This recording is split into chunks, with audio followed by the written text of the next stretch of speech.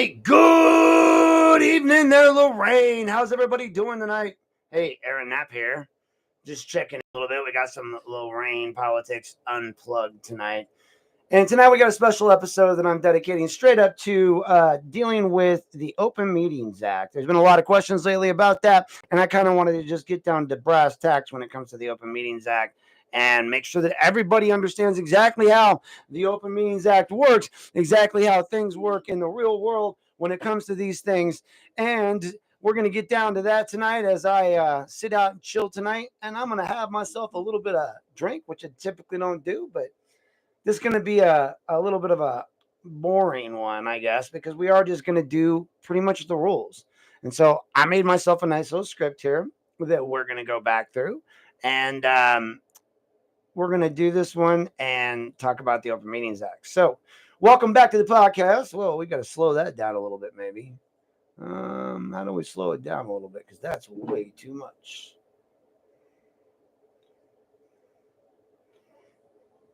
Oh,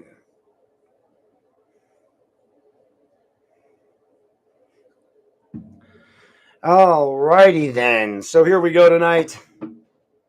And I do appreciate you guys coming out, checking it out, following me and everything, and watching the podcast. So welcome back tonight. We got episode 11. Episode 11 tonight of Lorain Politics Unplugged. Today, we're going to do a shift. I know we kind of talk about some different topics all the time. Today, we're going to be tackling a topic that's absolutely critical and crucial for anyone who cares about what's happening in our government right here in Lorain. Now, government transparency. We often hear about it, our rights, and the responsibilities of our elected officials. But do we really understand how to access information and ensure that our local government is operating in the open? Well, that's exactly what we're going to explore today. And our guide for this journey is going to be the Ohio Attorney General's Ohio Sunshine Laws 2024, an open government resource manual that I pulled offline. And it's a fantastic resource. And we're going to be breaking down two key pieces of the legislation. It covers the Ohio Public Records Act and the Ohio Open Meetings Act. These aren't just legal abstract concepts. They're the bedrock of accountability and transparency right here in Lorain. And but what exactly is the public record in the eyes of Ohio law when we're talking about what is a public record? Well, according to the manual, specifically in Chapter 2, a public record is defined very broadly. It includes any document that can be in any format, whether it's electronic, audio, video, you name it, that's created, received, or kept by a public office like the Lorain City Council or the Lorain Commissioners or County Commissioners. Now, on this one, I like to show, people are always shocked and surprised, like what is a public record, right? And I've been having this fight. I know Garen had it long before I did. That's kind of how we met, which is funny. I'll give you a little funny story on how we met, and it'll give you an idea of what public records are and what they mean. So I got here, and again, if you read my complaint, which some people are finally starting to do, which I think is really interesting, the further I get into this, people will start to look into what we're dealing with. But they read my complaint and they're like, hey, you kind of did get run over. And I was like, I get it. It happened. It is what it is. But on the public records thing, I was asking for things and I was getting just told no, like arbitrarily for no reason.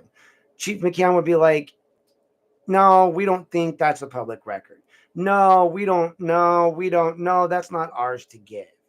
And so we would go over this, and I would go over this time and time again with them. Like, listen, guys, it's your responsibility to help me get it. And yes, it is a public record. And so something that maybe you wouldn't think is a public record is random emails. Random emails sent from, any government phone, or government computer. Also subject to those requests would be any government business done on personal phones, cell phones, or otherwise. So when people are messaging inside of city council, that's the problem. And so my initial ask was for, McCann. I was asking for some emails. I don't remember what it was now. It was in regards to probably the it was prior to the Weitzel thing, or maybe it was during the Weitzel thing. And he said, I don't even think, we don't believe here that one email constitutes public record. Well, it does. And that's the thing that everybody needs to understand. And that's what Guerin and his attorney, now my attorney, and, I do want to take a minute out to say, to Robert, I hope you get better soon, my friend. As I tell everyone, you can't care for others until you can care for yourself. And so the adage I always use is that of a stewardess that says, until when the mask drops, they say put yours on first, and then put the other people you're traveling with masks on, elderly or children. And there's a reason for that, because you can't care for yourself, then you can't care for others. So, Robert, get well soon, my friend. Like, you got to take care of yourself. Diabetes is a silent killer, and I don't, I want to see you get better soon. And so, take care of those tootsies, and I hope you get out tonight and not have to deal with being in there for very long. But in honor of him tonight, I'm doing this podcast, because even in his, like, he was asking, Guerin was asking for these public records. And he's telling me that he needs to, they wouldn't give him to him. And this was the argument. They kept not giving it to him, right? They kept saying no, no, no, no, no. And then I came along, and they were so used to saying no that they thought that I would just stop asking. Like, eventually, like, I guess either Guerin never stopped asking, they just stopped listening.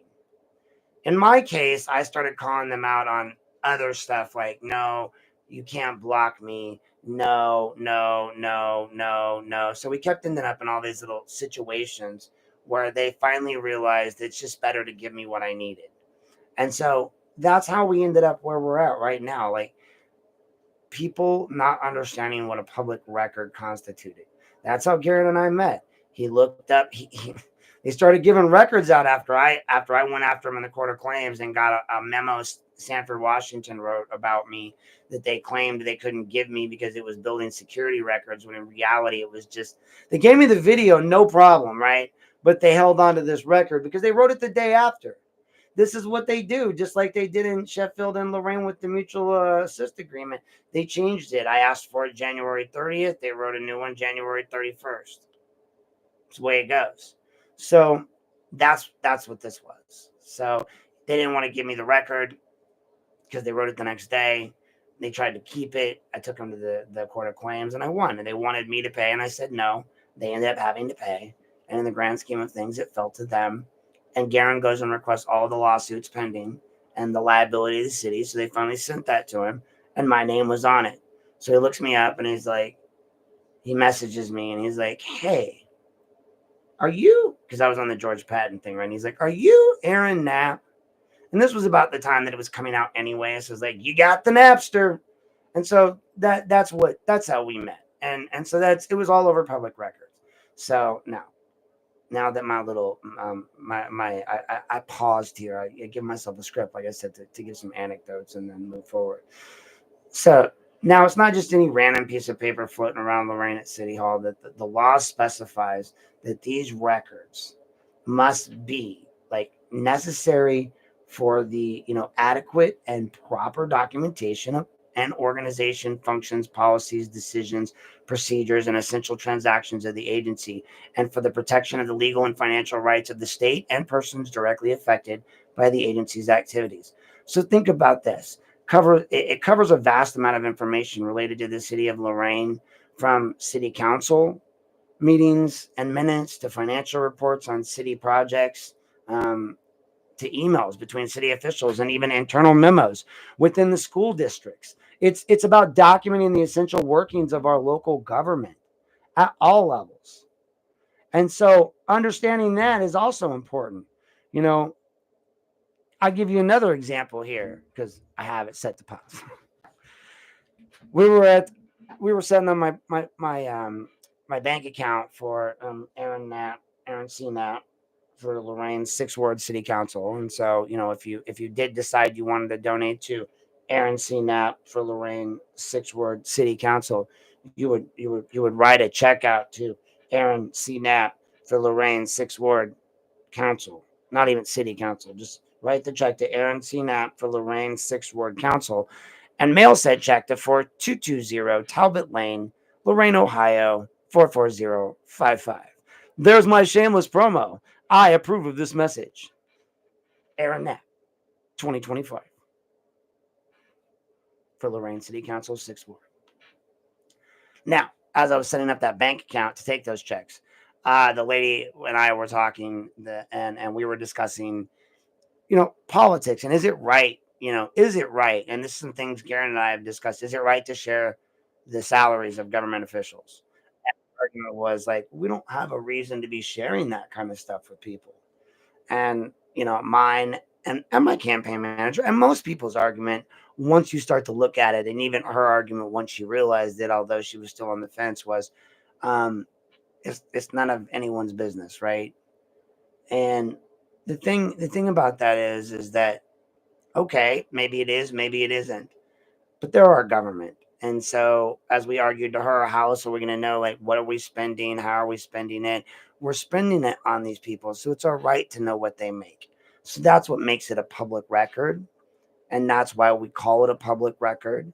And that's why we continue to have these issues about, people not understanding. They're like, oh my goodness, Karen posted all of the salaries of these people online.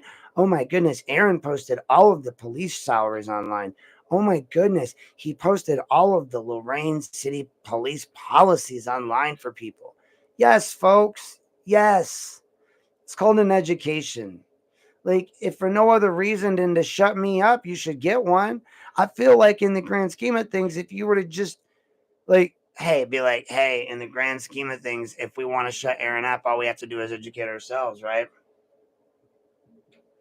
And that's the problem, is that until I feel that's happened, I'm going to continue to be out here doing it. I'm going to be continuing to educate you on these matters, to let you know why it's important to hold people accountable, to have knowledge, to be out there, to be empowered with the knowledge, to educate yourself, to be better than, and to hold not only government accountable, but to hold each other accountable.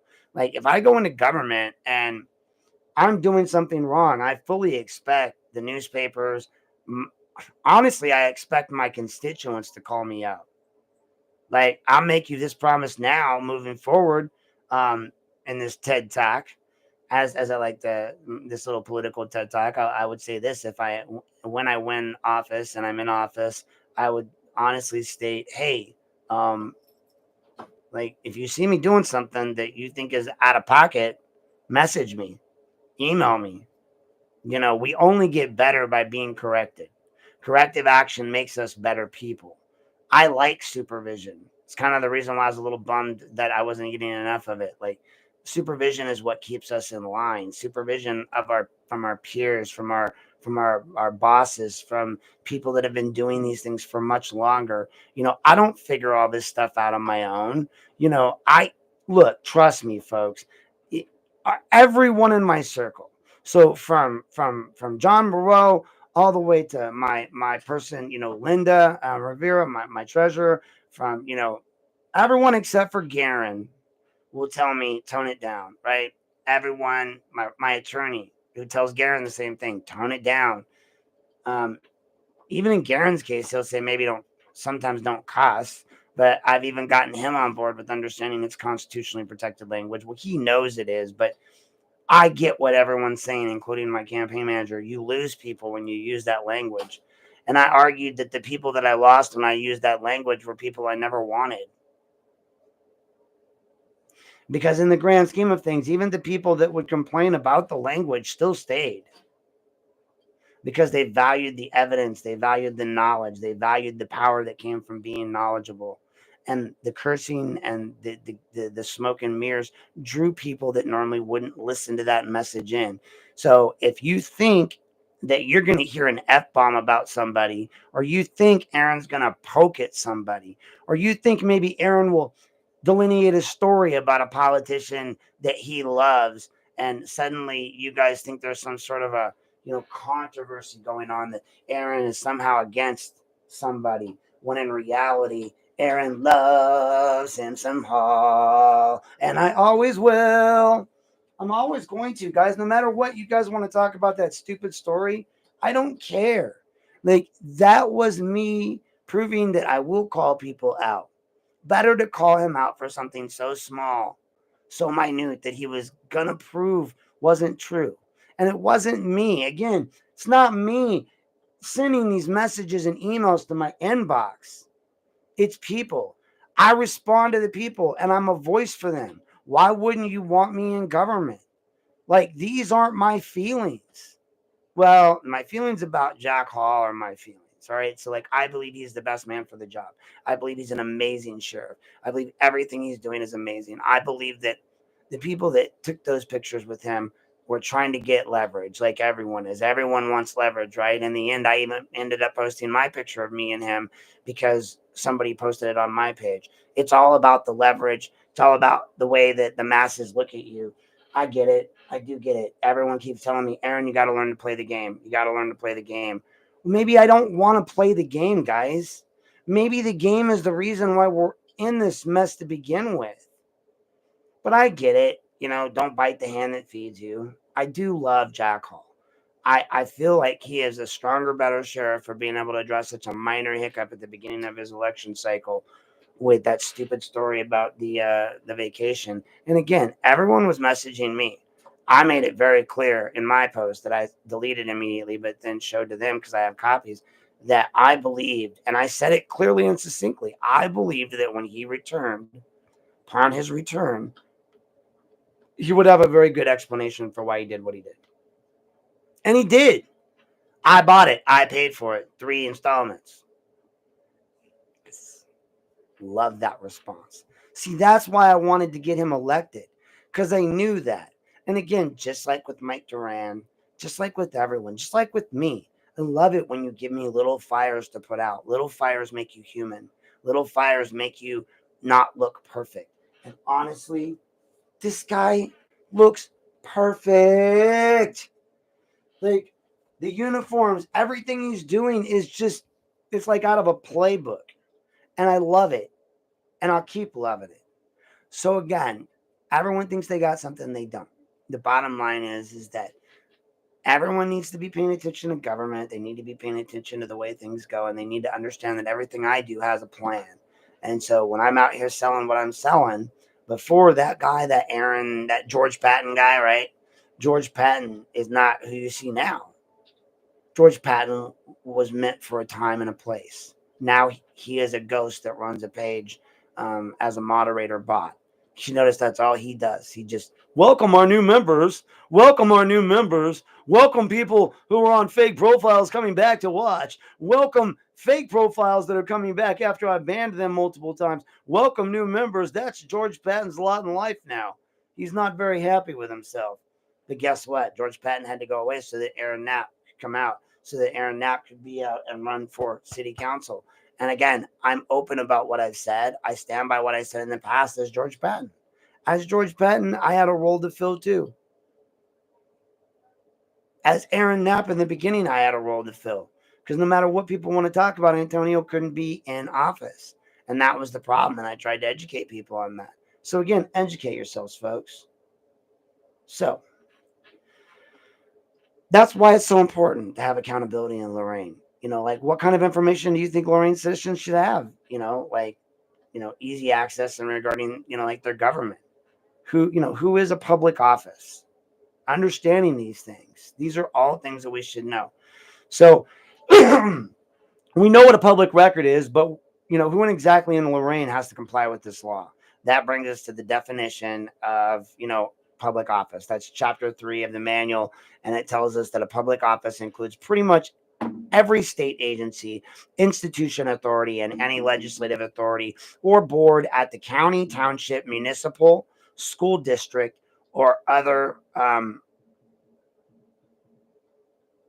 or other political subdivision level, all of which are present right here in Lorain County and the city of Lorain. One, I looked, well, okay, so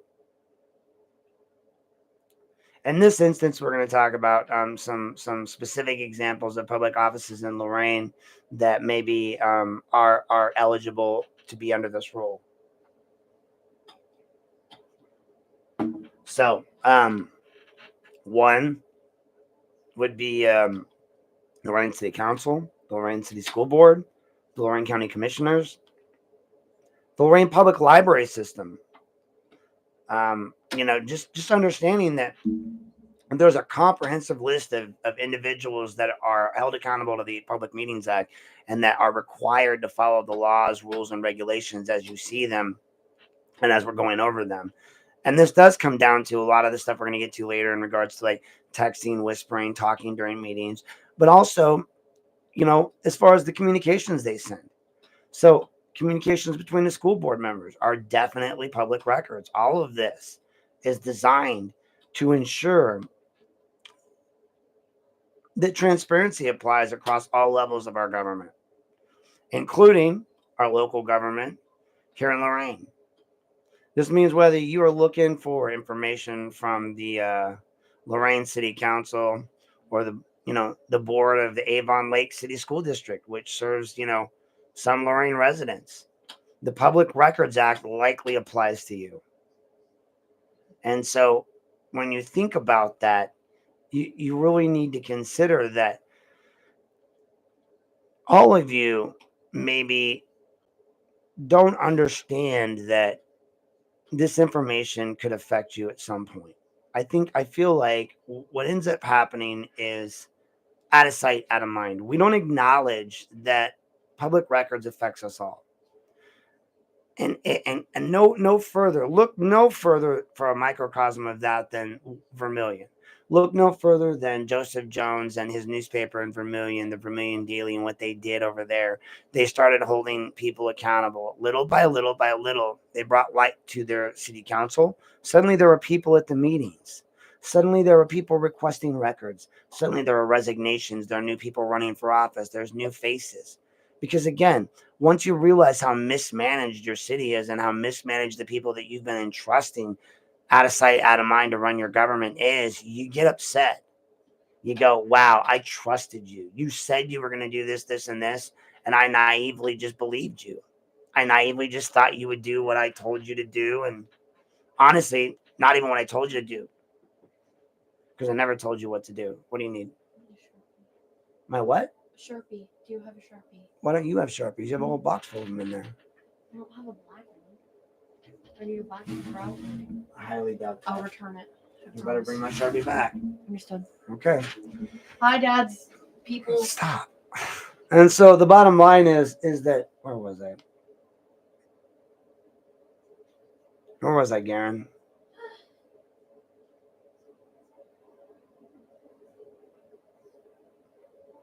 Oh, yeah, I was talking about like you as a regular person. Like you might need these records at some point, and you look at what Joseph did, and he brought all this public light and awareness. And then you start to, trusting the elected. You start to look at, why did you trust these people? Well, is it because they've always been there? Or is it because they're the only ones that stepped up? I mean, I challenge all of you to think about this. Everyone says Lorain is Democrat, right? I don't think you guys are Democrat.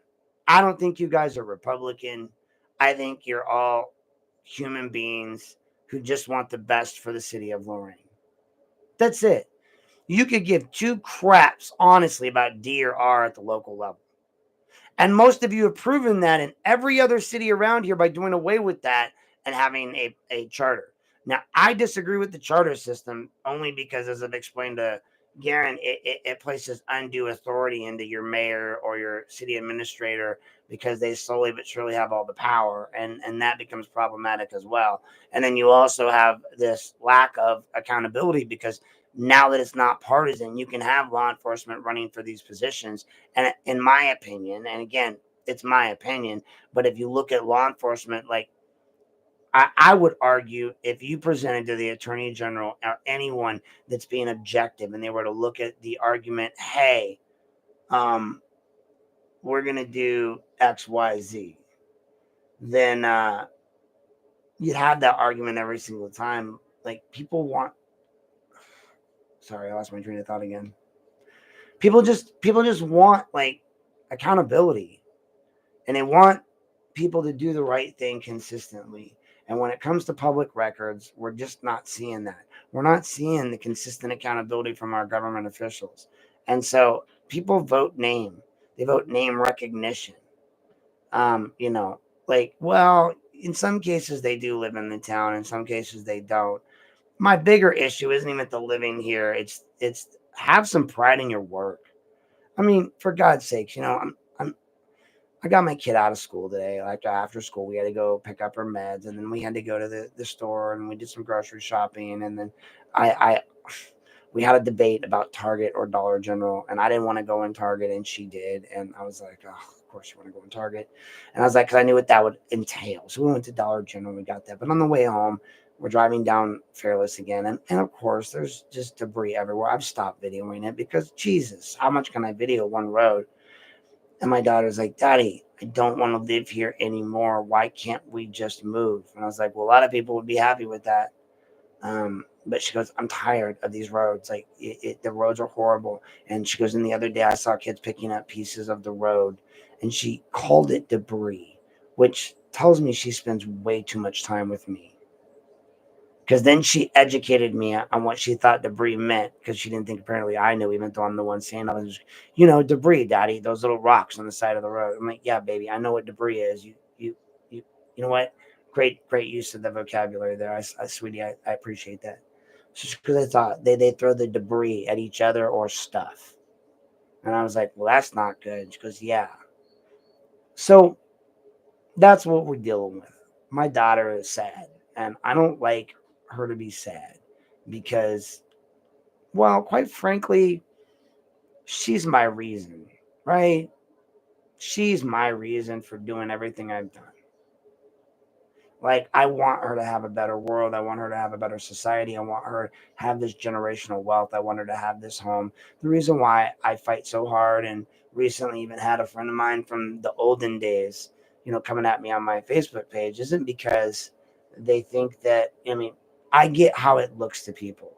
It looks like online drama, and it sort of is. But that's what Lorain politics and Lorain government has become, is this cesspool of online drama, this cesspool of everything. And everyone keeps saying, you got to play this game. You got to play this game. Well, on one hand, as a social worker, people be like, you can't play that game. And on the other hand, as a politician, people like, you have to play that game. And social work states you can be a therapist or a politician. It doesn't state you can be both. And I'm starting to realize that. I don't think I can be both. I think I have to pick one. And I'm okay with that too, because a social worker that's in government is able to advocate for the government. Um, and I get it. I'm gonna do what I'm gonna do when it comes to defending myself against some of these people. I don't have a problem with you calling me gay. I have a problem with you saying I'm gonna go out and do terrorist acts. That's when we start talking.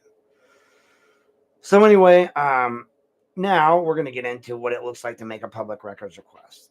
So let's get down to brass tacks right here in Lorain. How do you actually go about requesting these public records from a local entity like maybe the city of Lorain or Lorain County? And, Chapter 4 of the manual provides some clear guidance here. And the good news is that, you can make a request either in writing or orally to the relevant public office in Lorain. There's no specific magic language that you need to use. You don't even need to have to state the purpose of your request to the city of Lorain at all. However, the manual does wisely suggest that making your request in writing, perhaps to the clerk of council or to the relevant department, the head, can really be helpful. Like for clarity, not my daughter, but just for clarity's sake, and for creating a record of your request right here, right here in Lorain. And so that's become a lot of the personal angst, like of the problems that we have when it comes to this. And so, at this point, um, At this point, AI has suggested I pause to offer up my own opinions and my own, ideas after I fed all the information. So here's where I'm at on it. Here's the thing. Lorain City had a bad policy and a bad procedure in place. Sanford, Washington was somehow controlling that situation initially with me, but he wasn't the only one. This has been an ongoing issue at Lorain City Hall, Lorain County, for quite some time. I started this fight initially to start to educate these people on your rights. Um, as a veteran, I get it. Like, just understand this, guys. As a veteran, yes, I'm disagreeable. Most of us don't like to take no for an answer. We don't like to be told no. We don't like to be told what to do anymore. We spent enough time, and by enough time, I mean 5 minutes, being told what to do. That's enough time. Trust me. Until you've had a brown round in your face telling you what to do. And I'm not saying I made a lifetime career out of the military because I didn't. My brain got sloshed in basic. Like an explosion went off and rattled my brain. I still went on and served for quite some time, but the damage was done. Like, that's that. So, grand scheme of things, when I look at these things, I go, all right, fine. I have a presentation to give to people. I give it in a certain way and people don't like it. But records are requirements. You've got Sanford blocking the way in. You've got other people that like to call people out and say you're acting this way or acting that way. But in the end result, all that matters are the rules. So I wanted to know the rules. I don't like being told no. I don't like being blocked. I don't like to see ADHD right there. I kind of shifted off target for a minute and came back on. I don't like to be blocked from going into city buildings. I don't like to be blocked from going into public access places. And so that's what they tried to do. So then I wanted rules, regulations, because as a vet, as a military guy, like we all love that. We love a set of rules. We like to be able to know exactly what we can and can't do. I would give you, for instance, the city council meeting last week when I was able to yell at Joel at the end of the meeting. See, here's the thing: if you're an intelligent individual, you understand the Public Meetings Act, and you know this. So when they went after Garen, they said a very strong statement against Garen, right? A very strong illegal statement, and they said you can't be back in our little golden circle. Problem was is that when you look at their own rules, that was the one they didn't want to read last week. It states that once the meeting's over, the meeting's over, so council holds no more authority. So I was armed with that knowledge, right? There's piece number one. Again, always test the waters. So Garen went in, Bait went in first, right? Right, you throw chumming. So I chummed with Garen. Sorry, Garen. Garen went in there and I said, hey, ask some questions. Well, he went in like Carissa would and asked questions like news media would. And you see what they did to him. They crucified him. I was like, oh. And by the way, Garen, my daughter apparently really likes you because I was talking to somebody the other day about that scenario, right? And I've told you the same story as I told this person. I call you bait. I literally said I sent Garen there. I can't go on Monday nights. And Garen was already going, and he was already helping me out with knowledge and information. And I knew he was picking up. He liked to go out and record. He liked to be an auditor. So why not? When you're trying to run a makeshift pirate news station, you use what resources are at hand. And he reached out to me. He offered his services. He's a good guy.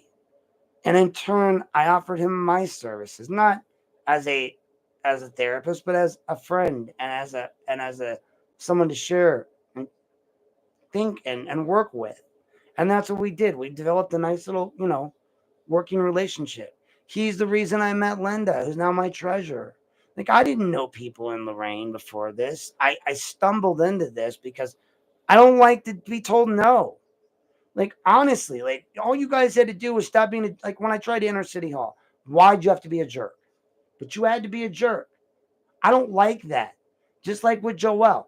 I've come to every city council meeting and I've always been respectful. Never gotten up. I've never gone over my time. You've never had to, quiet me, silence me. But yet you've taken it upon yourself to call me out now twice for my disabilities. First time was because I was standing up, and God bless him, Antonio Baez, the guy I had to axe, was the only one in that building that stood up for me. I mean, again, I want you guys to acknowledge it breaks my goddamn heart to have had to axe him. I would love to have taken any other one on that council except for maybe a Kempton or and I know that Spellacy is Garen's girl, so I trust you, so Spellacy and Kempton, they get my pass. Does anyone else get my pass, Garen? Do I give anyone else a pass? Are you still here, Garen?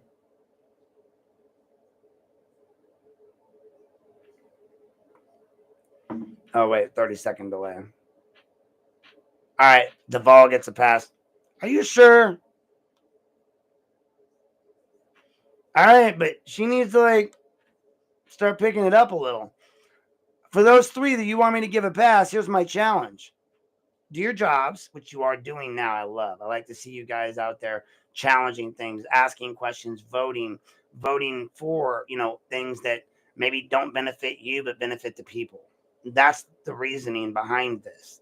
Like if you pull me up in council, let's say, and something comes up, we're going to give you an example. Let's just say, well, let's not say, after I win 6th Ward and my seat warmer is gone and I'm able to go sit down, and let's say I vote on something or I do something that is not okay, right? And you guys were like, let's talk about this. I want to talk about it. I want you to call me out on it. I want you to be like, hey, Aaron, you violated this. Hey, Aaron, why were you on your phone? Hey, Aaron, the other night you were on your computer during a public meeting. Hey, Aaron, shut the F up. I mean, honestly, guys, here's the thing. Can you imagine me trying to be quiet during a public meeting? I'm constant. I mean, Jane will be the first one to admit she's over them. Honestly, like if anyone was going to get banned from a meeting, it'd be Jane. God bless her. I love her to death.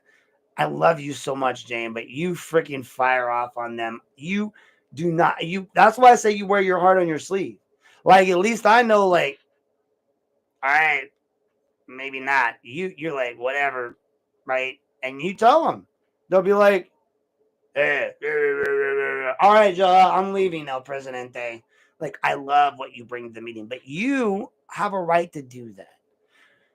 When you start looking at the Ohio Meetings Act, and I think that's where you have to look at, letter of the law versus the law, trying to interpret these things, trying to bring these things together. And I feel like a Jane who is in there expressing her displeasure with her city council versus a Tia who's in there with specific intent to, from outside the area with a news crew to cause a scene. This is maybe a Joe Angelina who doesn't want to cause a problem or take up too much time, but she's an older individual. She's seasoned, she's experienced, and she has a lot of knowledge that she wants to share with us younger people. And yeah, I'm even going to call me younger because for Zelina, I'm younger. And so her knowledge, as much as it tires me to hear about certain things, I need to be more patient. That's a fault. I even leaned over and whispered jokingly to Harry at the last meeting, like, I don't care about this stuff, about the Greek culture day and all this. Like, this is America. We're in America. Like, we're here. But arguably, we're in the international city.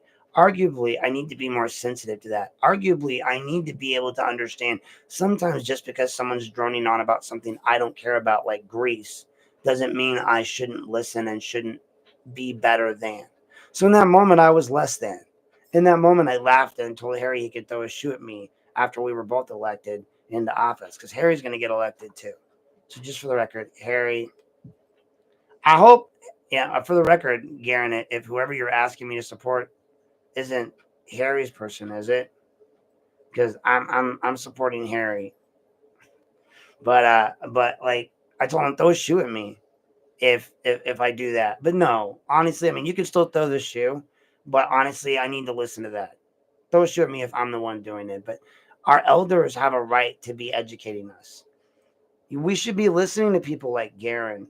We should be listening to people who are our elders, except for maybe Joel sometimes. But even Joel that night, I liked a lot of what he did with Mary, with everyone. He's trying to take back control of his meeting, and I get it. I get why he's yammering at me. I think, and I still think, and Garen said it a couple of times, I'm starting to think, listen, because I know our names are alike. Garen, Aaron, Garen, Aaron, Garen, Aaron, Aaron, Garen, Aaron, Garen. I'm not Garen. Garen's not Aaron. Okay? You can't hold me accountable for his sins any more than you can hold him accountable for mine. So when I go in there and you think I'm going to flourish to the audience, that's not my style. I don't care what the audience has to think. And that's been proven time and time again by the fact that most of my friends and my audience would tell me my delivery leaves a lot to be desired. And I don't really care. So that's kind of where we're at. Look, what returns. Thank you. I want everyone to notice that. Look, there she is. She wants to show you guys her picture. Hold it over your face, please. I don't want you in my video. There you go. Because I don't want your face broadcast to everyone. There you go. That's Clarity's art project that she wants to put up in the airport. In what airport? Cleveland or Toledo? I believe it's Cleveland's airport. Cleveland Airport. So she's doing the yin yang fish together like that. She's been in their water painting it. Koi fish. She called. They are koi fish, but she doesn't know what I'm saying. And she wanted to borrow this pen, but the problem is she has issues with those pens and marking. And anyway, something the bottom line is that we do need to be more to be more succinct in our speech. We also need to listen to our elders when they have things to share with us. And so let's be better about that too. And I want to be better about that as well, and listening to what people have to say, because now the more I look at it, the more I realize how much everything you guys have gone through has shaped what brought you here today.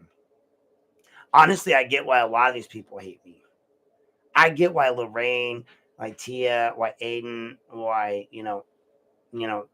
I'm not going to include Deb Kuhn because she's on a different level for hating me, but I get why those people dislike me because, so basically, I think, honestly, I'm starting to realize it's you, Garen.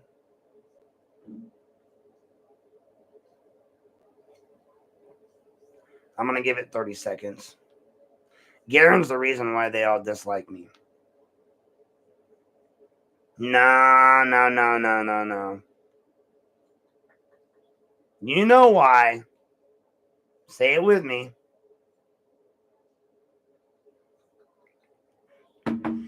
They just don't like you.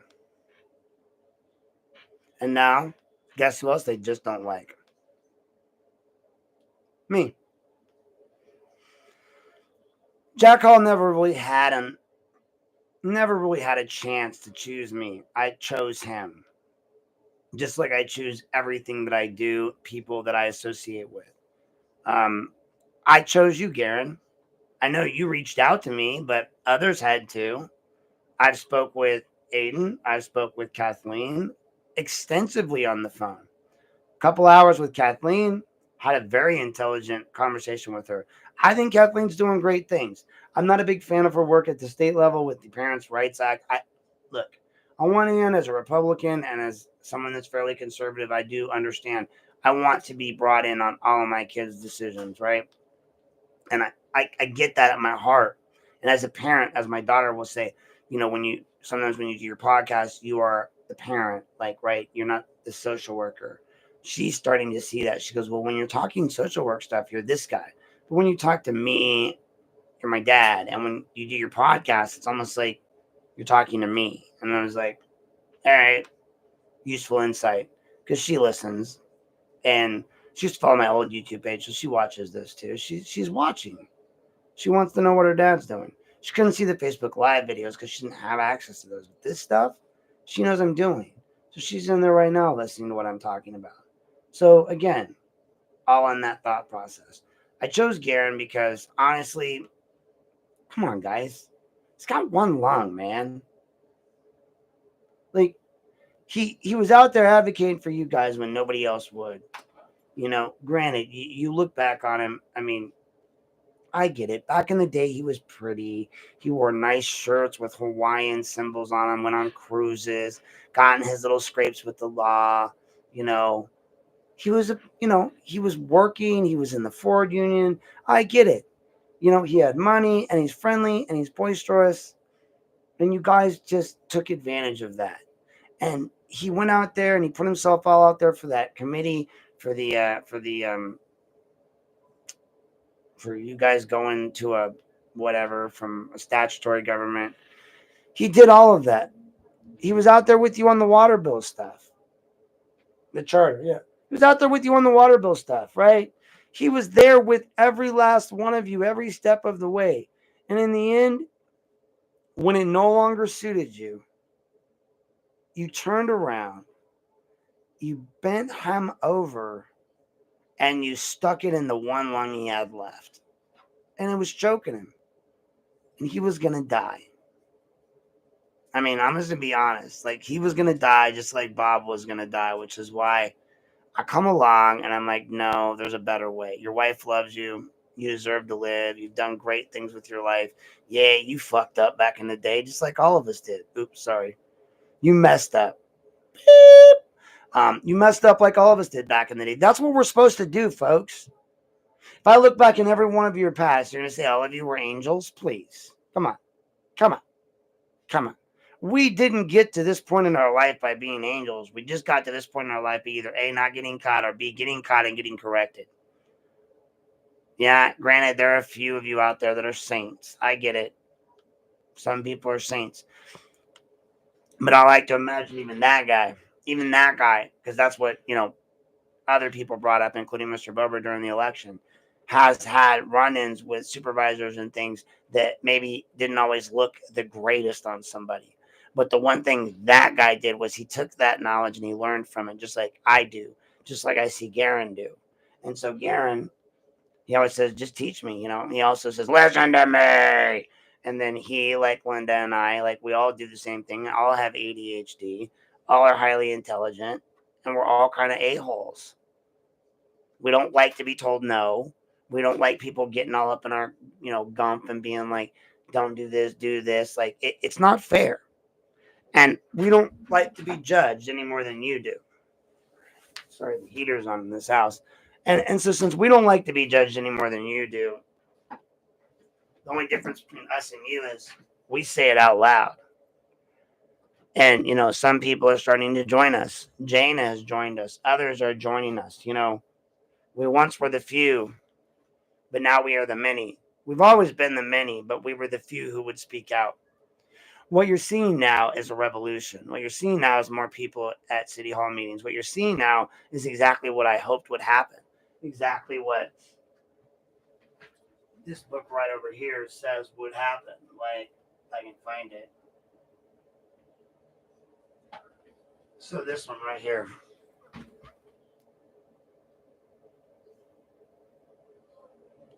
Within this book, there's a blueprint for, so like if I were to just look at it, like we just talk about it. And community change was one of the biggest things in social work school that taught me about like what I wanted to do as a social worker. And when you look at this book, it talks about theoretical frameworks for, community change, understanding the challenge to change. The theoretical one is the one where I delved into system theory and communities and chaos theory. Chaos theory, as my newspaper friends like to discuss a lot, is one of the healthy, ideas behind community change that people don't understand. And chaos theory pretty much, when you look at it, is the theory of a lot of community action change.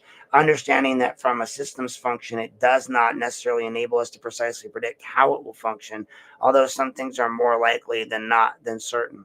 This is particularly true when the system being examined is dynamic and does not have a linear fashion. And so I'm not going to get into it. I challenge all of you to really look up what chaos theory is and understand the implications of it when it comes to social work and community change. There's a theoretical, framework for community change, supporting theoretical propositions, organizing models for community change, social justice and human rights, the heart of our words, our work, 4 cornerstones of community building, change and transformation, theory and philosophy of praxeology, appreciative inquiry, and community development. And it chapter 3 is about relating to community change to professional practice. 4 is putting yourself in the picture. 5 is knowing your community, which I've been learning my community.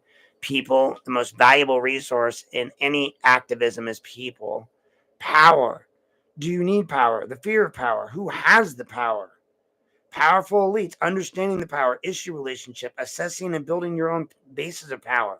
making use of existing power, building through organization, putting yourself in the power loop. Powerful planning. What is a plan? What is planning? Some basics for planning. How much planning is needed? Basic planning elements. Identify current discomfort or opportunity. Identify your vision for the future. Identify your goal using images of potentiality. Identify stakeholders. Identify factors in the future environment. Identify current obstacles and current resources. Identify actions that use existing advantages to overcome obstacles. Identify the sequence and time frame of actions. Identify people who will handle necessary tasks. Identify indicators that show planned tasks were completed. Identify measures of effectiveness and indicators of trouble. Plan identifying tasks. Monitor, evaluate, and refine. Sound familiar? It's all the things I'm doing. Understanding the obstacles that get in the way, an unpredictable future, lack of skill, lack of interest, lack of immediate action, planning to avoid action, belief that plans won't have an impact on decision making. They do. Plans are all that is required to make this happen. Forgetting to include people in the planning. This is why I've been trying to get everyone involved. This is why I post stuff on my political page. Answer, and then you shall receive. Defining the problem in terms of solution, and the worst of all, groupthink. Look these things up, folks. Educate yourself. Find out what groupthink is. Today's words are groupthink, and the other one to look up will be well, whatever I said earlier, because now I forgot. I gotta look through all this. Then it goes on to talk about using people power, talking about raising other resources, community fundraising, getting the word out. Talks about building the organized effort, taking action, a closer look at typical change in context, and lobbying for change.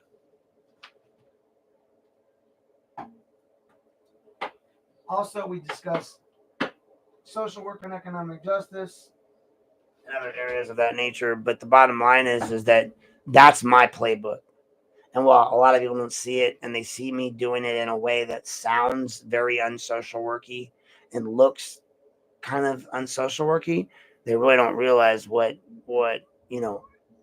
I have seen within the community that allows me to reflect on this and say, this is the appropriate change agency for this community. And understanding chaos theory, I understand what I'm doing. And for those that don't, and even those that would come in who I feel like this person that's engaging me from my hometown is a peer. She's also a social worker, I believe, in California. And not understanding Ohio and Ohio's politics can make someone look at things differently, and not understanding a smaller community of 50, 60,000 people. I came from Bakersfield where it was 300,000. It's up to like 6 now. And then I moved to San Jose, which was like almost a mill, and then I moved from there to Rupert, Idaho, 5,000 people. Like, what the hell? Conservative as all get up, and Republican as Republican can get.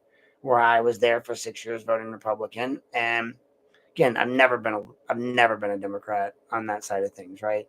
And then I moved to Ohio. And so in Ohio, I see things differently. I'm in this town of 50,000 people right next to another town of 50, 60,000 people. The microcosm is different. The homeostasis is different. Everything is different here than it is in Cali, than it was in Idaho. And I had to learn that. It took me 3-4 years to figure it out. Now I know, and this is where we're at. So anyway, that being said, I think I know my areas now. I think I have a good handle on the way things are going, and everything that I have planned to do, as I told Garen in the beginning, is going right to plan. I mean, honestly, I have to believe he thinks I'm a black magic practitioner or a witch. Because I said, watch, I'm going to do all these things. I'm going to do it. From that book, I have my plan laid out. He goes, well, how are you so sure? Well, I don't know any of this. I want to see if it works. I want to see if it works kind of guy. So I did. Here we are. So moving forward, requests, understanding that Lorain's government, or, that oral, so, all right. So while you don't have to jump through hoops with the specific forms mandated by the state, the local public office in Lorain can ask you to identify yourself and clarify your request if it's unclear. This makes sense. I mean, they need to know who they're, what you're looking for, whether it's, the city's engineering department or like the county's health department to provide it to you. And then, you have to understand like that you sometimes will have to fight with those different agencies to figure out where you need to be at. But in the grand scheme of things, by knowing where you're supposed to be at will avoid delays and misunderstandings. And, understanding that sometimes, while it is a public office's responsibility to make sure that you are directed in the right place and that you go to the right place, it, it, it will make everything and your actions and transactions easier if you guys do it in different formats. The reason why Garen and I have had to go about it the hard way is because they wanted to be difficult about it. So you have to be difficult, set that difficult standard. So everyone's like, I don't want to do it that way. And then when you cut them a break and say, okay, look, I'm not going to set that standard, but I require this, at least you got to give it to me and not be so difficult about making me request it in such a hard way. Maybe you got to facilitate a little more about helping me find the people that I need to ask rather than just saying it's not my responsibility and sending it to the law department. That's all we were asking. So, that's it. And so, once you made your request to the city of Lorain, what happens next? Well, Chapter 5 outlines the obligations that a public outlaw office has to responding. They have a duty to promptly prepare and make the records available for inspection to anyone at all reasonable times during regular business hours at the relevant office in Lorain. They also need to provide copies within a reasonable period of time. Now, what's reasonable? I don't know. But the manual emphasizes the word promptly and reasonable. While there isn't a strict deadline like 24 hours in all cases, the response from the city of Lorain or any public office should be without delay and with reasonable speed, considering the nature and the volume of the records requested right here in our community. Now, I get it. Sometimes people like me request a lot of stuff, Garen, a lot of stuff, but I always talk to people and say, look, think about, we make everything about ourselves, right? I honestly thought when Mary and them were talking about these people that were taking up so much time requesting records that they were talking about me. And they weren't. It's not me. It's 100% not me. Because I have those. I've released them on my page. I requested every record request that's gone on. And the amount of records coming from other people, there's a couple of people out there requesting a crap ton of basic, low end, like nondescript records, just boom, boom, boom, hitting them. That's who they're talking about, not me.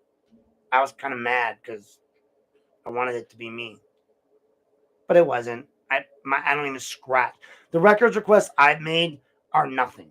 Like the fact that it takes them so long to get back to me, I think is because these other people are requesting so many records that me and Garen are like, honestly, we're just the only ones that get pissy and take them to court.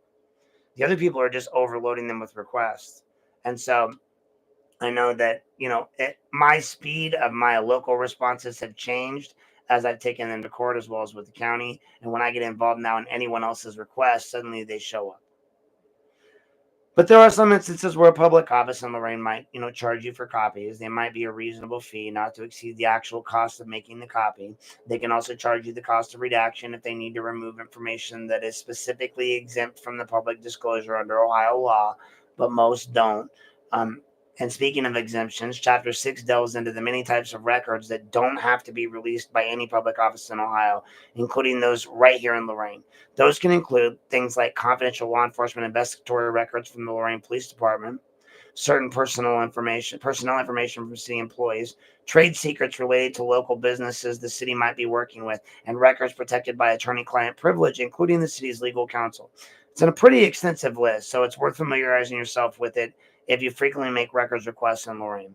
If a public office in Lorain denies your request, then they have to provide you with an explanation, including a legal basis for the denial under the Ohio law.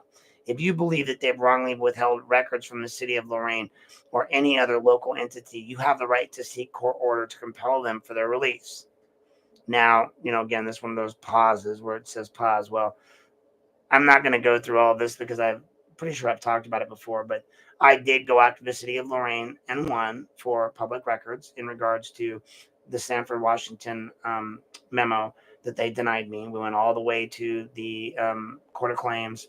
They wanted me and the city to pay equal costs when we settled it. and they gave me the record that I was asking, that they said I couldn't have, that they said was building security, that it wasn't.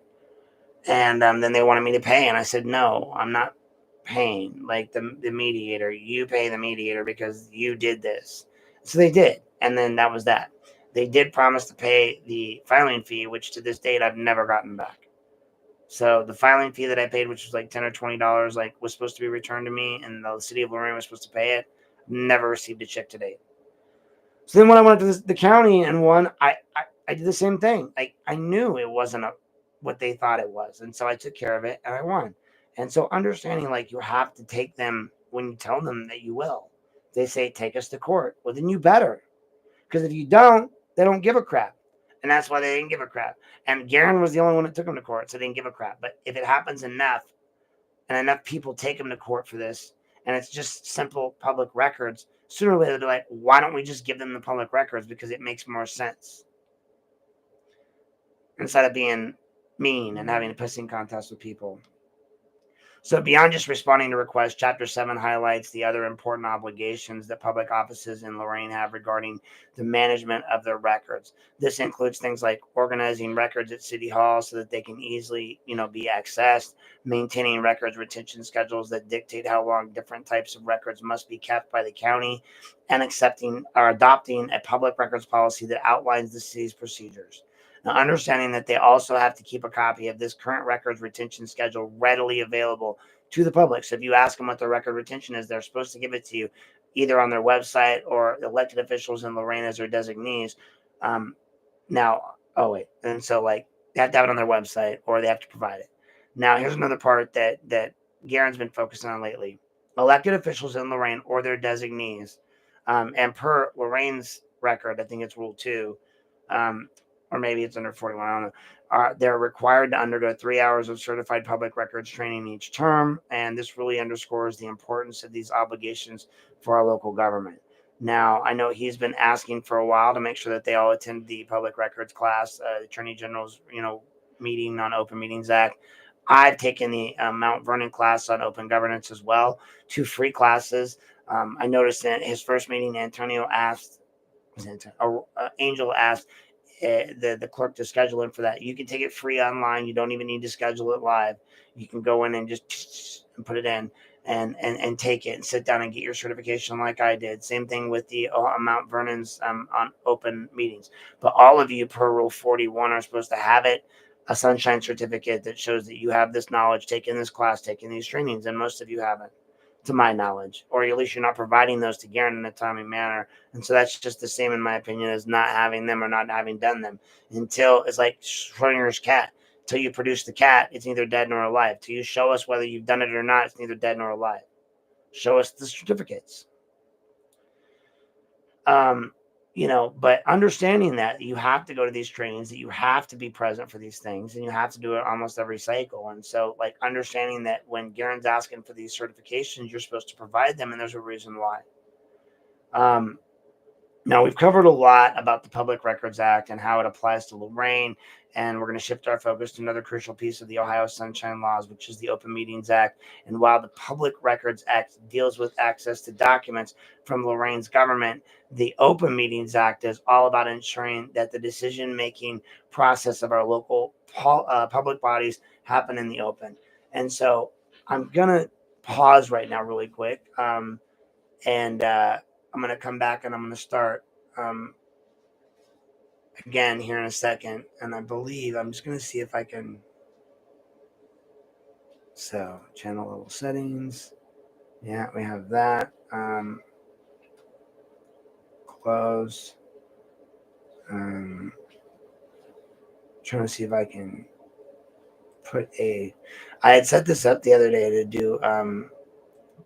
to do feedback and allow me to set up little mini commercials while I'm gone to play music and whatnot, but I'm not sure that I can do that right now. Let me just see. Share screen, share, edit stream, channel level settings, pop out. All right, well, you know what? I will be right back. Pause for 1 second while I am gone, but I will return in a couple of minutes. I just need to go to the restroom real quick, and then we'll get back in. We've got a little bit more to go on this one. It's going to be a little bit longer tonight, but I want to get it done. I want to get over all of this stuff. So we shall be returning in 1 second. Because I'm going to go check in on the kiddo and the doggos and everyone. So in the meantime, enjoy some Jack Hall. And maybe we can find some music to play, but my phone's up. Let's see. We got this.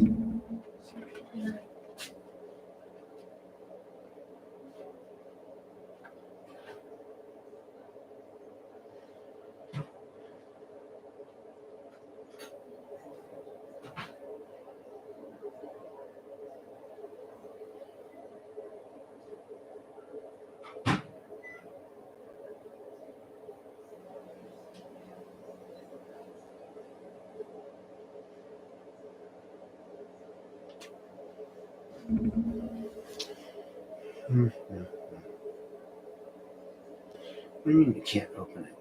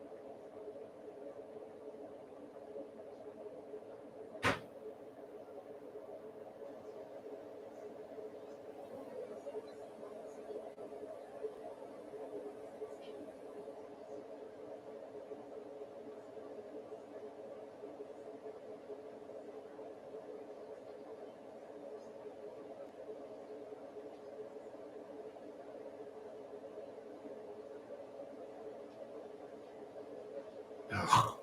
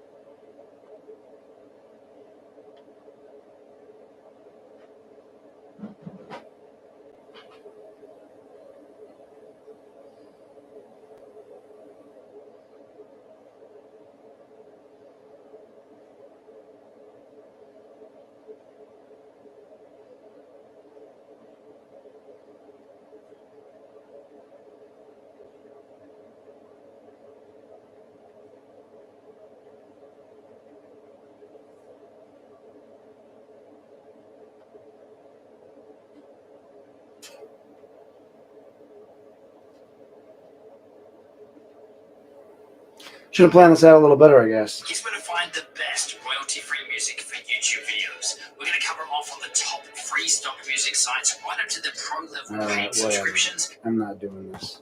I'll be back in 2 seconds.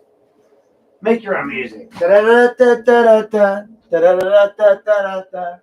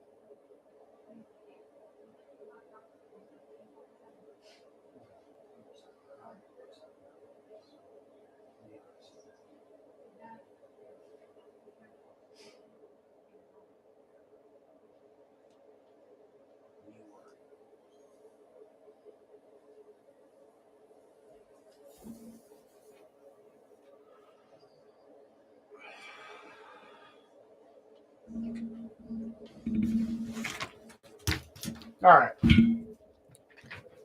I had to go grab a bite and have some food that I made. Talk to the kiddo real quick. All right, so starting back up, Chapter 8. So this manual lays out the fundamental principles of the Open Meetings Act, and it basically says that public bodies in Ohio, including those in Lorain, must take official action and conduct all deliberations or official business only in open meetings where the public can attend and observe. They also need to provide advance notice of these meetings happening here in Lorain. So what exactly constitutes a public body under this law on our local context? Well, it's similar to the definition under the Public Records Act, covering decision-making bodies at all levels of the government, including our local city council, the Lorain County Board of Commissioners, and various other city and county committees, including subcommittees. And what about a meeting in Lorain? Well, the act defines a meeting as a prearranged gathering of a majority of the members of a public body, like the Lorain City School Board, who are discussing, deliberating public meetings, business relevant to our community. It's important to note that it doesn't matter what you call it, a work session at the mayor's office, a retreat for county commissioners. If those three elements are present, it's considered a meeting, and the Open Meetings Act applies right here in Lorain, right in Lorain County, and the act clarifies what a discussion and deliberation means in this context. Discussion is simply an exchange of words or ideas by members of a Lorain public body, while deliberation involves weighing the pros and the cons of a particular course of action affecting our community. Now, I want you guys to think about that. So, we've all attended these public meetings, or at least some of us have. The rest of you that haven't, I wonder why. Jane keeps saying that, right? Jane keeps saying, go to meetings, go to meetings, go to meetings. Well, you're right, go to meetings. So,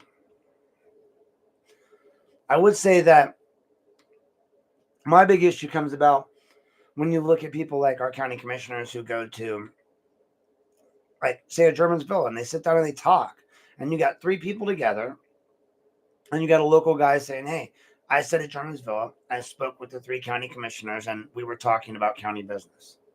Well, by that definition, what is that?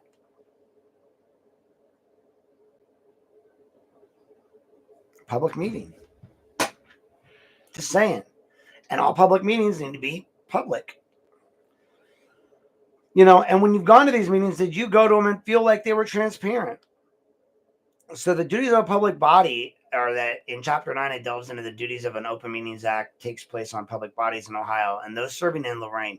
These duties can be broken down into three main categories: openness, notice, and minutes. First, openness. The act declares that all meetings of a public body of Lorain must be open to the public at all times. And this means meetings should be held in accessible venues within the city or the county, and public bodies cannot use things like secret ballots to hide how decisions affecting Lorain are being made. Now, while the public has a right to hear what's going on at Lorain City Council meetings, the act doesn't necessarily grant them the right to speak at every meeting. This is important. Although the council's own rules might address that, interestingly, Lorain public bodies can't prohibit the public from audio or video recording their meetings, although they can establish reasonable rules for use of recording equipment to minimize disruption at, say, a county commissioner's meeting. And so that basically is, you can't just go in there and get a camera out and walk right up to them and be like, right. But you can go in and record them, as everyone does. And there hasn't been any issues with that here in Lorain. Like, and so when you look at that, I don't really worry about that. Like, they've been good about letting us record it. It was really a problem when Mary was recording it because the member of the board that's doing it has one way of doing it and they can't do that. And so when we look at Lorain County City meetings, their weekly meetings or whatever they are, a special meeting, perhaps a meeting called to discuss specific issues on the waterfront, or emergency meetings for, situations requiring immediate action by the county commissioners. For special meetings in Lorain, they generally need at least 24 hours notice to local media outlets to have requested it. And then the notice has to specifically state the purpose of the meeting. Now, that's just, you guys got to give notice. And you can't, really not give notice. And so that's where some issues have come up, especially with the Ames guy. So Brian Ames was talking about like doing this, and he said, hey, You guys did XYZ, and that constitutes a public meeting. And so by doing XYZ and not providing XYZ, you broke the law. That's what Ames was doing when he got his $5,000 settlement. Now, I basically did the same thing, but my $2,500 settlement was just to pay lawyer fees and get my fees back. That was it. And ask for extra. I could have asked for that 25. I could have made it 5,000 and made 2,500 off the county commissioner's mistake. But I won't do that. I educate you once. Shame on you. You do it a second time, then yeah, maybe I'm gonna sue you for some more money. But in this moment, you just got educated. That's all you need to understand. And so that's what Ames went after you for, was you weren't following policy. So good night, sweetie. I love you. Love you too. Night, Dads fans. Have a great night. Sleep tight. Hasta la mañana. Go to bed at a regular time because it makes your mental health better. Go to bed. Hasta la mañana. And so finally, there's a requirement for Lorain's public bodies to keep minutes. This boils down to Brianna in this case, right? This is where Garen's always arguing with her about like getting the minutes out accurately and in a timely manner. The whole reason why I sent Garen to City Hall that night was to get accurate minutes. They didn't include stuff that Bradley said. They didn't include stuff that other people have said. They didn't include, they don't include any of the stuff that people say during these meetings. They whisper, and that's why you can't whisper. Like, for God's sakes, we have to put you guys all in bubbles. You can't talk during these city council meetings. So that's what's been happening. And they don't have to be word for word transcripts of the city council boards and meetings, but they do need to include like a thorough detail for the public to understand the rationale behind the decisions that were made affecting our local schools and our city councils, and have been promptly prepared, filed, maintained, and made available for public use, perhaps by the city's website or on a county administration site. Now, I just don't see that that's always happening the way it should. And so that's why, we've looked at lately why Jane and others have called them out for using their phones during meetings, for talking during meetings, for calling people during meetings, for having all these issues during meetings, right? It's issue after issue after issue after issue. And at the last meeting, I'll admit, I got a little outraged. At the last meeting, I got a little outraged, saying, I'm not doing this anymore.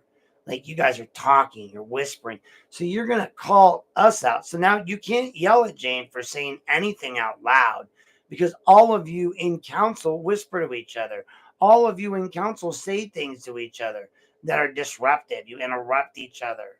You treat each other the same way that we treat you. And then you act like yelling at us is okay. You don't ever get to yell at, you know what? Here's the thing. I've been standing up for me all this time. If you elect me into office, let me rephrase this. When you elect me in as Ward 6 council, I am going to go down to these meetings and I'm going to stand up for Jane. I'm going to stand up for Garen. I'm going to stand up for you. Everyone that's watching, all two of you, Garen and Jane. No, everyone else that will watch this later, like, I will stand up for you.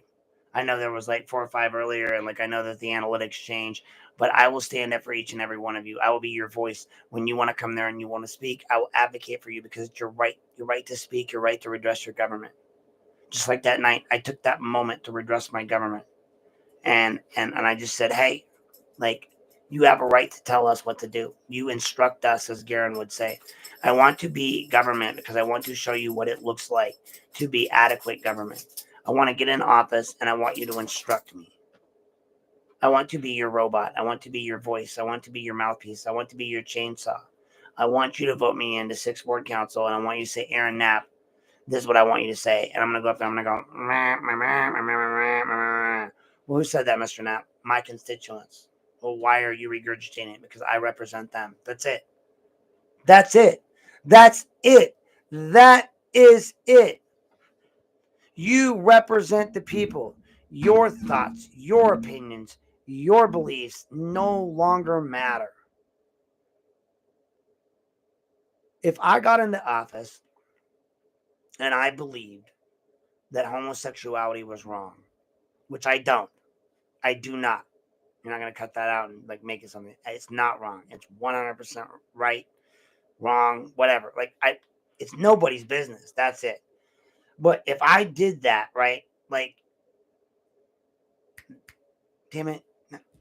Did what for you?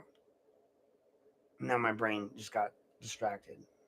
If I went out and said something obviously bad and then tried to represent it as something, negative, then yeah, I would expect you to dump on me. Like if that no wait, I'm sorry. There we go. Brain. Yeah. Mary Spellseed done that for you. Okay. So in my case, if imagine my entire ward was LGBTQ. And I believed that I was a staunch Christian and I believed that marriage was between a man and a woman. And I was a staunch Republican conservative, far right wing leaning, and I believed that abortion was wrong and all these conservative Christian views. Which, okay, so those people are all the way over here, and the other people on the left are all the way over here. And I, like most people, I'm like right in here, maybe a little. Which side was the Republican side? I'm more over here. I lean way more right because of my fiscal leanings. As far as what you do in your bedrooms, I don't really care. Because here's the main question I say to everyone, and this is where Democrats always get Republicans. They go, oh, well, you're Mr. Christian, right? You're Mr. This, you're Mr. That. What about this, this, and this, right? You get some Chick-fil-A owner driving across 2 states to go molest some kid. Yeah, it looks bad. Don't deny your inner cravings as long as it's legal. Like, you got these weirdos going out and doing this stuff, and it makes people who are conservative look bad. And even if you're a little bit of a weirdo and you like to do certain things that certain people might go, ew, well, if you keep it in your bedroom, that's none of their damn business. But don't push your beliefs on someone else. I mean, I personally, well, I may be Christian, non-denominational. I have a copy of multiple books of religion, and I don't believe we should do a Christian prayer before each service, each council meeting. I think we should rotate if we're going to do a prayer. Or how about this? No prayer. God doesn't care about Lorain in general. God's not out here going,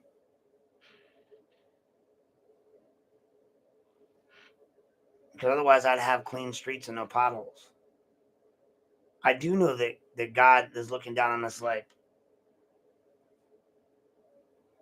y'all know I didn't say that. Right? You guys don't even see the hypocrisy of all of us, me included. Yeah, I'm a social worker and I'm out here cursing, and I have my own peers and people that I knew back in high school like, hey, don't engage in that drama. I get it. I'm just as hypocritical as the next. I too am with fault. I am a man with great fault. I hold great fault. I will continue to hold great fault. All men hold great fault. We only know we are wise because we know nothing. But if God wasn't with me in some way, shape, or form, or whatever higher power you believe in, how could I have accomplished all that I've accomplished? How could I have gotten all of what I've gotten done doing what I'm doing? That's all I got to say about that. Like, it's happened. So, anyway, that back council meetings, commission meetings, sessions, like, so now we get into executive sessions. We're going to talk about the fact that there is one exception to the general rule of the Open Meetings Act in Ohio, and that is the executive session, which is covered in Chapter 10. This is basically the closed door session where the public can be excluded, will be excluded, and is excluded from a public meeting of a Lorain public body. However, the Open Meetings Act strictly limits how and when these meetings can be held, and even if at Lorain City Hall, first, they can only happen during a regular or special meeting of the Lorain public body.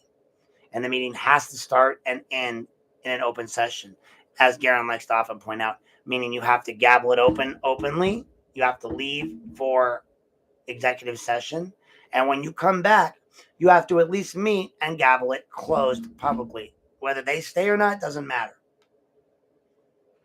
And that's been something Garen's kind of hit on them a lot. Knowing these rules will help you guys, trust me. And understanding these rules will help you understand Garen and why he says what he says. So, Lorain public body and the meetings that has to start in with an open session. So, you go to executive session, there has to be a motion in the open meetings of the Lorain City Council, for example, followed by a second and a roll call for vote with a majority of the quorum approving it. The motion also has to state the specific reason for going to executive session, and the discussion in that closed session has to be limited to the specific reason of the relevant to the Lorain City business. Now, the Act outlines 9 specific reasons on why a public body in Ohio, including those in Lorain, might go into executive session, covering things like certain personnel matters within the city administration, the purchase or sale of property by the county pending or imminent court action involving the city, collective bargaining with local unions, matters required to be kept confidential by law. Importantly, no voting or decision making on Lorain matters can take place in executive session. Now, that's one of those moments where it says pause. Well, in the most recent stuff, Mary talks about having reached out to people to try and field them out for a vote on this Broadway Commons thing. Well, that feels like that's in direct violation of this. I'm just saying, like emails of that nature. And so my feelings are that that's bad, and the executive sessions held in Lorain are typically good, but that one I'm not sure about. And so, they are good for the community because all government business in Lorain has to be conducted, in some way, shape, or form, some in open, some in private. And understanding that has to happen. There has to be some stuff that happens in private, and that we as citizens have to accept that. And here's the kicker. If you don't want to accept that, run for city council. There's still time to run on an independent platform. 76% of Lorain is independent. Run on an independent platform. Go out there, run for office. Like, become an independent. Run for independent in the 6th ward. And get rid of me and Arroyo. You're better. You're better. Now we're into the remedies. I know we're running a little long tonight, so I want to get through this, but what happens if a public body in Lorain violates the Open Meetings Act? Well, Chapter 11 explains enforcement of remedies. It's important to know that OMA is a self-help statute, meaning that if you believe a violation has occurred by the Lorain City Council, for example, you have to pursue the court action yourself in the Lorain County Court of Common Pleas. No other government official is actually going to automatically do it for you. And if the court finds that the violation has occurred by a Lorain public body, they can issue an injunction to compel them to comply with the law. There is also potential financial penalties, including a civil forfeiture of $500 that the public body in Lorain may have to pay to the person who filed the lawsuit, and they may also have to cover court costs and attorney fees. Furthermore, any formal action taken by the Lorain City Council or other local bodies in violation of the Open Meetings Act can be deemed invalid. Now, if a member of the Lorain public body knowingly violates a court injunction related to the OMA, they could even face removal from office. That's key in looking at that whole thing, and I'm not going to get back into it on Antonio Baez. Just understanding that everything he voted on was covered under the Open Meetings Act.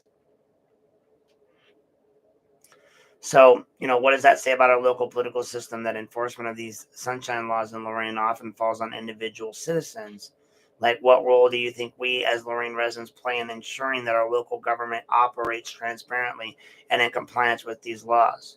From what I've seen, most of you don't agree. Most of you pretty much crap on me and say, why do you got to look at this stuff? Crap on Garen, why you got to look at this stuff? Some of you are starting to realize the reason why we look at this stuff.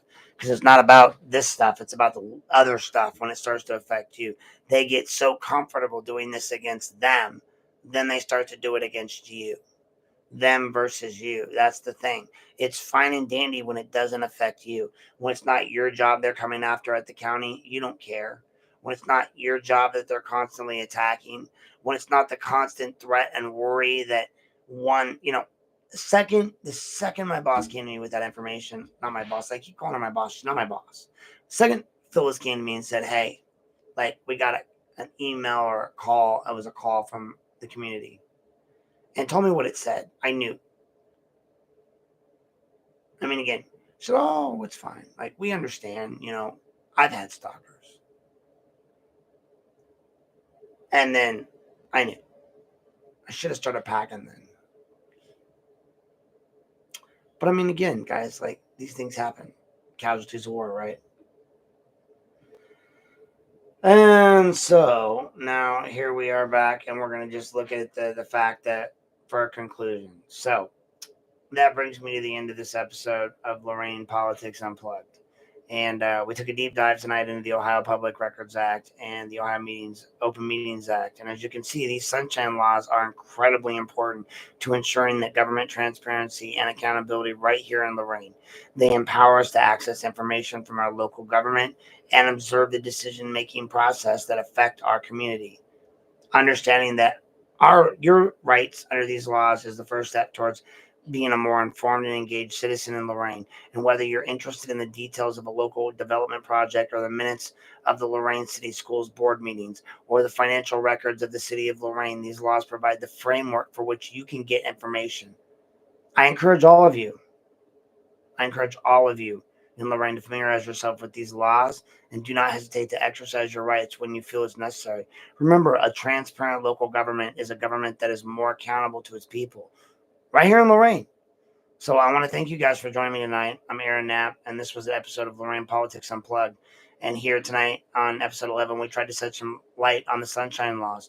So until next time, stay informed, stay engaged in our local politics and law enforcement. You be lawful, not awful. Everybody else, thank you for tuning in, and you make it a wonderful night.